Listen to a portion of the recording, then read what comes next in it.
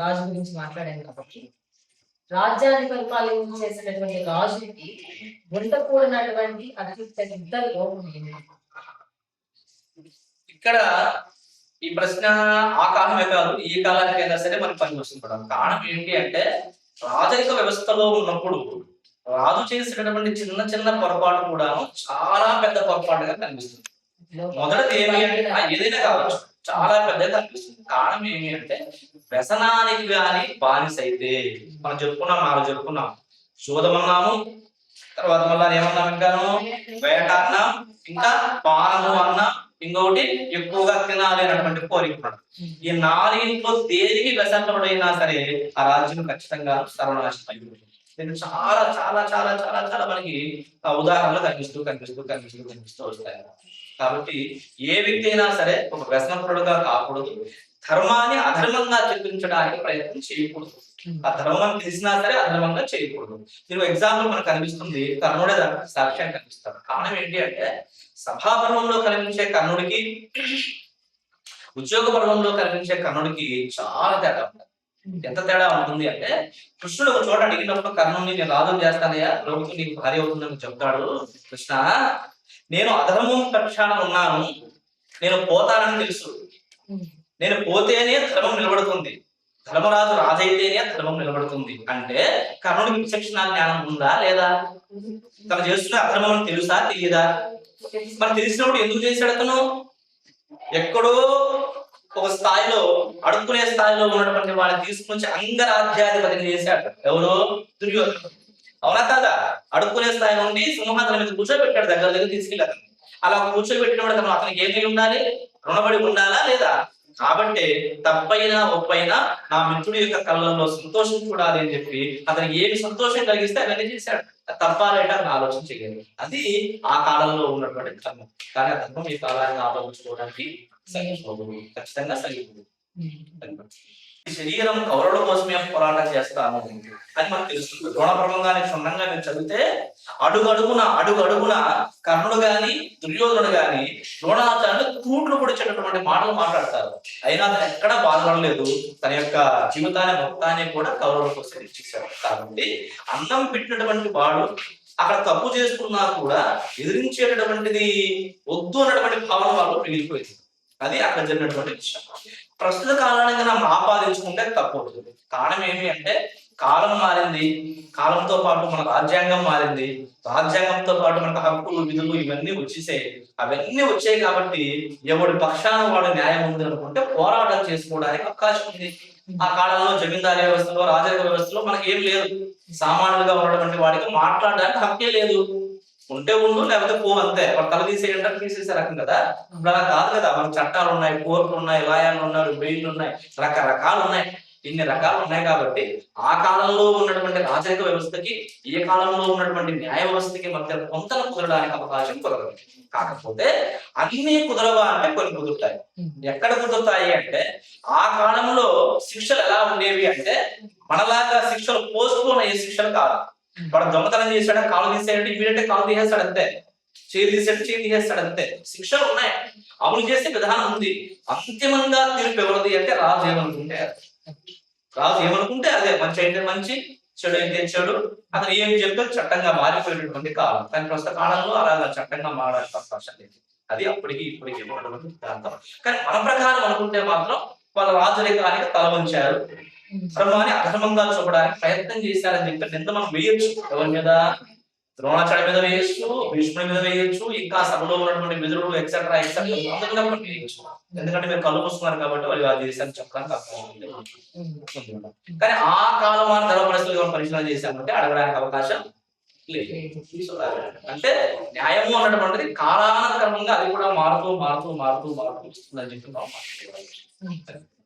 ఇప్పుడు మనం రాజు గురించి మాట్లాడాం కాబట్టి రాజ్యాన్ని పరిపాలించేసినటువంటి రాజుకి ఉండకూడనటువంటి అతి పెద్ద లోపం ఏంటి?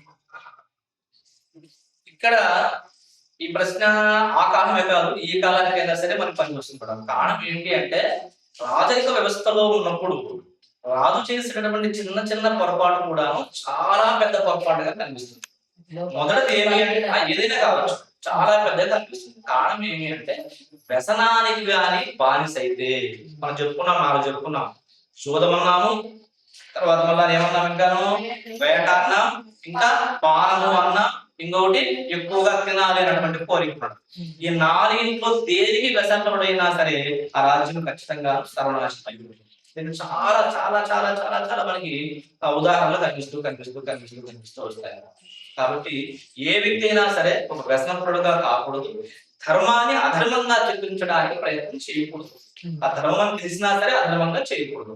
దీనికి ఎగ్జాంపుల్ మనకు కనిపిస్తుంది, కర్ణుడే దానికి సాక్ష్యం కనిపిస్తాడు. కారణం ఏంటి అంటే సభాపర్వంలో కనిపించే కర్ణుడికి, ఉద్యోగ పర్వంలో కనిపించే కర్ణుడికి చాలా తేడా ఉంటుంది.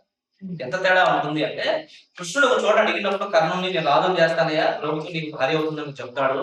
కృష్ణ, నేను అధర్మం పక్షాన ఉన్నాను, నేను పోతానని తెలుసు, నేను పోతేనే ధర్మం నిలబడుతుంది, ధర్మరాజు రాజైతేనే ధర్మం నిలబడుతుంది అంటే కర్ణుడికి విచక్షణ జ్ఞానం ఉందా లేదా? తను చేస్తున్న అధర్మం అని తెలుసా తెలియదా? మరి తెలిసినప్పుడు ఎందుకు చేశాడు అతను? ఎక్కడో ఒక స్థాయిలో, అడుక్కునే స్థాయిలో ఉన్నటువంటి వాళ్ళని తీసుకుని అంగరాజ్యాధిపతిని చేశాడు. ఎవరో? దుర్యోధనుడు. అవునా కాదా? అడుక్కునే స్థాయి నుండి సింహాసనం మీద కూర్చోబెట్టాడు, దగ్గర తీసుకెళ్ళాడు. అలా కూర్చోబెట్టినప్పుడు అతనికి ఏమి ఉండాలి? రుణపడి ఉండాలా లేదా? కాబట్టి తప్పైనా ఒప్పైనా నా మిత్రుడి యొక్క కళ్ళల్లో సంతోషం చూడాలి అని చెప్పి అతనికి ఏమి సంతోషం కలిగిస్తే అవన్నీ చేశాడు. తప్పాలంటే అతను ఆలోచన చేయాలి. అది ఆ కాలంలో ఉన్నటువంటి ధర్మం. కానీ ఆ ధర్మం ఈ కాలాన్ని ఆలోచించుకోవడానికి ఖచ్చితంగా సరిపోదు. బ్రహ్మాండ గారు, ఇప్పుడు ఈ ద్రౌపది వస్త్రపహరణ ఘట్టము, ఈ సభ అంతా అయిపోయింది, పాండవులు ఓడిపోయారు. ఈ పాండవులకు విధించినటువంటి శిక్ష ఏంటి? అంటే జూదంలో ఓడిపోయారు, మరి వీళ్ళకి ఏ శిక్ష విధించారు? కారణం ఏంటి అంటే మనం ఓ ఇద్దరి మధ్య మనం పాచికలాడాలనుకున్నా, దయాలాడుకున్నా బెట్టింగ్ కూడా పెట్టుకుంటాం. అవునా? ఏదో 10 రూపాయలు బెట్టింగ్, 5 రూపాయలు బెట్టింగ్ లాంటి పెట్టుకుంటాం. అక్కడ జరుగుతున్నటువంటి కార్యక్రమం ఏంటి అంటే ఎప్పుడైతే ధర్మరాజు రాజసూయాగం చేశాడో అతనికి ఉన్నటువంటి సంపదను మొత్తము కౌరవులు చూశారు. కౌరవులకు కనుగొట్టింది. అంటే ఏంటి అంటే వీడికి ఇంత ఆస్తి ప్రళయిపోయారు, మనకన్నా ఎక్కువ ఆస్తి వచ్చింది, ఏ విధంగానైనా సరే వీళ్ళని ఏం చేయాలి? మనం అడుగు తినేవాళ్ళుగా మార్చాలి. మరి మార్చాలంటే ఏం చేయాలి అంటే శకుని దానికి సహాయం చేశాడు. నేనున్నాను, నువ్వు ఎందుకు భయపడతావు, నేను మాయాపాచికలు ఆడడంలో చాలా గొప్పవాడిని. కట్టు ధర్మరాజు వ్యసనపరుడు. ఏ వ్యసనపరుడు? సూదానికి వ్యసనపరుడు. కాకపోతే ఇక్కడ ఒక రాజధర్మం మనం తెలుసుకోవాలి. ఏంటి అంటే అవతల ఉన్నటువంటి రాజు ఎవడైనా సరే నాతో జూదానికి రా, నాతో యుద్ధానికి రా అని పిలిస్తే రాజధర్మాన్ని పాటించేటటువంటి రాజు నేను రాను పో అని చెప్పకూడదు. నేను చెప్పింది, ఒక రాజుగా ఉన్నటువంటి వాడిని అవతల ఉన్నటువంటి రాజు నాతో జూదమాడదు రా అని గాని, నాతో యుద్ధం చేద్దు రా అని గాని పిలిస్తే నేను రాను, నేను ఆడను అని చెప్పకూడదు. అది ఒక రాజధర్మం. కాబట్టి 2 సార్లు ధర్మరాజు జూదమాడాడు. ఒక్కసారి కాదు, 2 సార్లు ధర్మరాజు జూదమాడాడు. 2వసారి ధర్మరాజు జూదమాడేటటువంటి సమయంలో ఆమె మొత్తం మొదటిసారి జూదమాడి ఓడిపోయిన తర్వాత ద్రౌపది యొక్క వేడుకోలు మీద ధృతరాష్ట్రుడు ఆమె అన్ని వచ్చిన తర్వాత మళ్ళా 2వసారి జూదమాడిస్తాడు. ఆడినప్పుడు వాళ్ళు విషయం చెప్పారు. ఏం చెప్తారంటే అది కూడా నన్నయ్య పద్యం రూపంలో కాకుండా వచనంలోనే చెప్పేశాడు. దాన్ని కూడా ఎందుకంటే సాగదీయులు ఎందుకు అనుకున్నాడేమో, పాపం వాళ్ళు బాధపడుతూ ఉండడం, పద్యం పాడడం బాగా అనుకున్నాడో ఏమో, ఒక చిన్న వచనంలో చెప్పేశాడు. ఏంటంటే ఇది అపూర్వమైన పణం, ఇది అపూర్వమైన పణం, దీని నుండి యోడుపడిన వారు అజన వల్కలములు గట్టి వన్యమూల కళాశనులై బ్రహ్మచర్యంబునం 12 ఏళ్ళు వనవాసము చేసి 13వ నేడు జనపదమున అజ్ఞాతవాసము చేసి తెరుగుబడి లేని విండియున్ 12 ఏళ్ళు వనవాసము 1 ఏడు అజ్ఞాతవాసము చేయుచును. వారి పిలుపుడేని చూదం బావడదమనిన అమద్యుతార్థం బాపతుండనై మగుడ నలునే అని చెప్పి ఒక వచనంలో చూపించారు. అంటే ఏంటి అంటే ఎవరైతే ఈ చూదంలో ఓడిపోతారో సర్వం సహా సంపత్తిని వదిలే